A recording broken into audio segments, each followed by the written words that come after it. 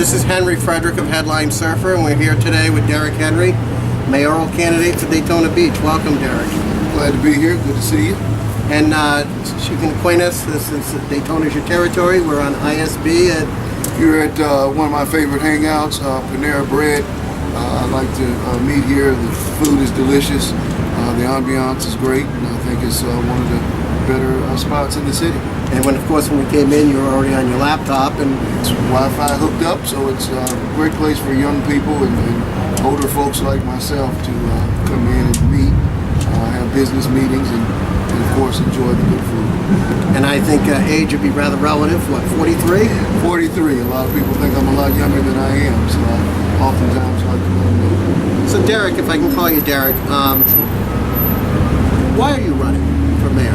Oh, I'm running for mayor because I think that Daytona Beach is in need of a fresh perspective, one that is not ideologically entrenched, and that's really driven to make some positive changes in the city. I think that over the last 20 years, the city of Daytona Beach has made a lot of decisions that have basically set us up as a place where businesses are not welcome. Well, let me ask you this. Daytona Beach is purportedly the hub of Volusia County. It's our Orlando.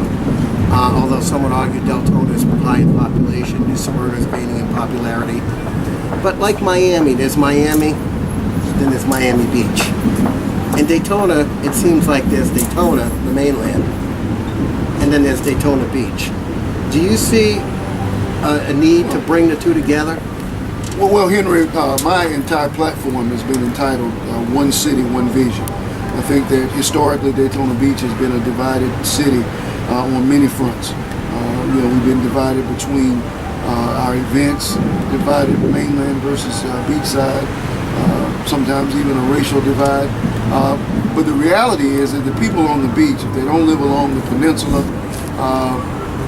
many areas of the beachside are in as troubling a predicament as many areas here on the mainland. Some people have actually described parts of the beachside as being in a third world country. Never mind the poorer, older sections of Daytona where zoning and code enforcement has laxed over the last 20, 30 years. But it seems like there's a lot of focus on the commercial or the commercial end of Daytona Beach, the Ocean Center, Ocean Walk. Well, Ocean Walk in and of itself obviously has been a positive change for the city. Some would argue that the tax burden was undue. But as a city, while I would like to see the Ocean Center do well, the Ocean Center is a county building and it's county driven. So if it's supportive or successful, I think it will help our hotels that are located in Daytona Beach, but it's not the primary focus of my administration if I'm fortunate enough to serve as mayor. Now, you were on the city council. You were elected actually twice. You were on for two years, and then you ran again. Tell us briefly what happened to cause you to give up that seat. Well, the issue with the absentee ballots, my campaign, with my permission, engaged in a process where we help people to attain absentee ballot requests. In other words, we requested absentee ballots for them via the computer. This turned out to be an illegal act because they had to do it themselves. Even if you had their permission. Even if you had their permission. Now, so that's what happened. Much was made earlier in the campaign in 2012 with Supervisor of Elections Ann McFall, and especially in the Daytona Beach News Journal, about a new round of illegalities. Although it wasn't really clear to me and to a lot of other people what it was that was illegal. Have you been able to figure this out? And I haven't seen anything further. If folks would read clearly, it's not a violation of the law. She herself said that it's not a violation of the law. What is a violation of the law? The fact that if a campaign or a person helps a citizen to request an absentee ballot via the paper form, and there was no violation of the law, she just happened to be frustrated because apparently some of the people who requested absentee ballots maybe weren't registered to vote, or they did not, or they might have been committed a felony. But those are not obligations of me or my campaign to determine that. That's her job. Let me ask you this, and let's be frank about this. Could you really be that stupid after the last time to go ahead and try to shirk the system? I mean, well, the reality is that in the first case, I didn't try to shirk the system. right, but I mean, the fact that you learned from it, it seemed rather strange that all of a sudden it comes up and here we go again. Well, how did you feel having to go through it? I felt as though some of it was intentional. Some of the things that she said I thought were out of line. Well, then again, with this supervisor of elections, who, by the way, we didn't endorse in the primary, challenging our governor on what he's doing with voter purging, instead of letting her elections colleagues and the head of that do that. She herself became a star, even appearing on the Jon Stewart show. It's kind of tough for you to have that as a backdrop when you're battling someone like Edith Shelley, your opponent, who's got strong name recognition.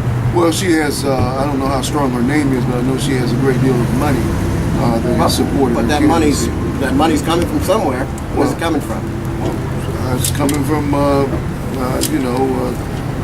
lot of different the usual suspects. Yeah, usual folks. Speedway, Brown and Brown. Yeah, but the whole point of my campaign is that I don't seek major endorsements. I've never asked anyone to endorse my campaign other than the normal voter, and that is, we run a grassroots campaign. It's from the ground up, whereas most campaigns in Daytona Beach have always been kind of top down. Now, you were a school teacher at Mainland High. We were talking earlier, you were telling about you were a social studies teacher of the year. Yeah. You were a basketball coach at Mainland, 3 state championships? And who was your star player? So Vince Carter. Vince Carter, 1995. To teach him and coach him. He's quite easy to coach when you just have to roll the ball out and kind of tell him to go get it. But it was a pleasure to coach. So bringing the issue of the school up, is it important that you have these union endorsements, or is that immaterial to you? As I said before, endorsements are immaterial. The reality is, in the way that I approach campaigning, is that I approach it that you go after the voter. I want to expose myself and my vision and my platform to the voter. I want the voters to ask me questions, answer their questions. It's not about money. It's not about recognition or who endorses me. I really want to be endorsed by the citizens and neighborhoods. It's not about any of those things. Why are you running? What's your real motivation? Well, my real motivation is that Daytona Beach is the city that I was born in, raised in. I love the city, but it has a lot of problems.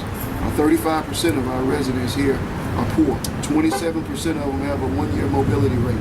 That is to say, they don't live in the same neighborhood from one year to the next. Most of the time, those issues are neglected. We tend to focus in on issues like what are we going to do with the Ocean Center? How are we going to get more people? We'll get to that. We'll get to that in a second. But I'm curious.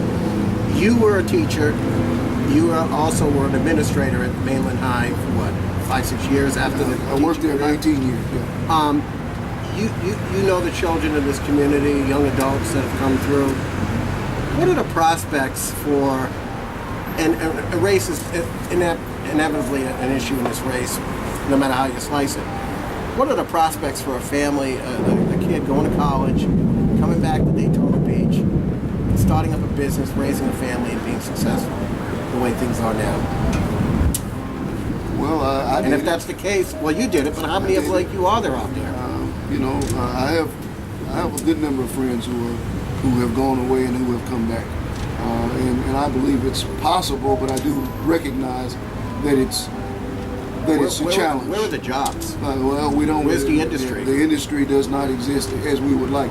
I think we have to do a better job of promoting ourselves as a sort of a mid-level city where technology can come to Daytona Beach, take advantage of the wonderful things that are taking place in Embry-Riddle. I mean, we've got great institutions. Yeah, the airport, you have a number of colleges, you have a number of hospitals, strong school district. These are things that we have to take advantage of to promote ourselves so that small companies will want to maybe move here. I'm talking companies Why that do you hire s- people 50 to 100. Why do you suppose, with all the money the county's invested in Team Volusia and these high-priced administrators, and one Helen Cawthon basically lasted less than a year, I think, one day shy of a year.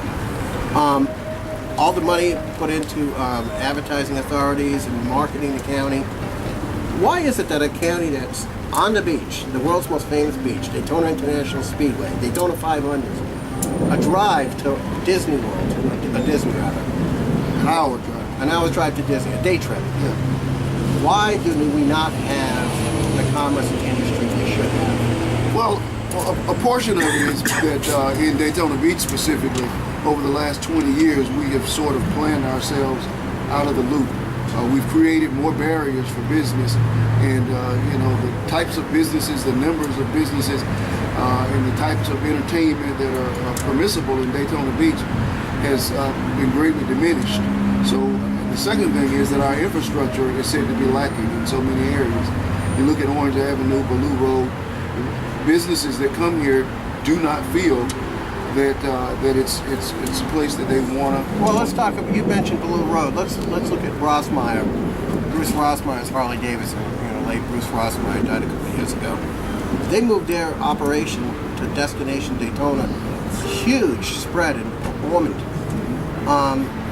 What does that say about? It says a lot Daytona about doing Beach? business in Daytona Beach. I mean, here was a guy whose family was entrenched. He was entrenched. He was obviously very successful. He had a lot of issues Had with a lot- City Hall. Yeah, had a lot of issues with City Hall. That's what I mean when I say the last 18, 20 years have been very negative in the sense of the way that we plan and put up barriers. We say that we want to be friendly to business, but it's really not. All right, let's talk about the Ocean Center, like you brought up a minute earlier. You've got the Ocean Center vis-a-vis late 1990s. A parking garage goes up across the street. The cars are taken off the beach behind Ocean Walk. I guess the idea was to give the developers a private beach, so to speak, without officially saying that, to enhance their sales. Spring break, Black College reunion, they both went by the wayside. Without those tourism-driven special events, so to speak, Bike Week, what does Daytona Beach need to do to get beyond the reliance on events that are, could be crippled if you can't get on the beach? Well, I don't think it's wise for us to really say that we're trying to go beyond events. I think events are part of our culture, and maybe they may change and evolve, and maybe we may add events. I would like to see us embrace the arts in our community, embrace the types of facilities that we have. We have very good facilities. The Ocean Center itself is a great facility. Peabody Auditorium, the News Journal Center is great. Mary McLeod Performing Arts Center. So we have to embrace those type facilities and create events or support events that will support that. You're onto a good theme here. Let me ask you this. ECHO funding, the voter initiative back in the mid-90s to allow the county to tax residents and businesses to set money aside to purchase things like cultural arts centers, Marine Science Center, like you said, Mary McLeod Center, the News Journal Center.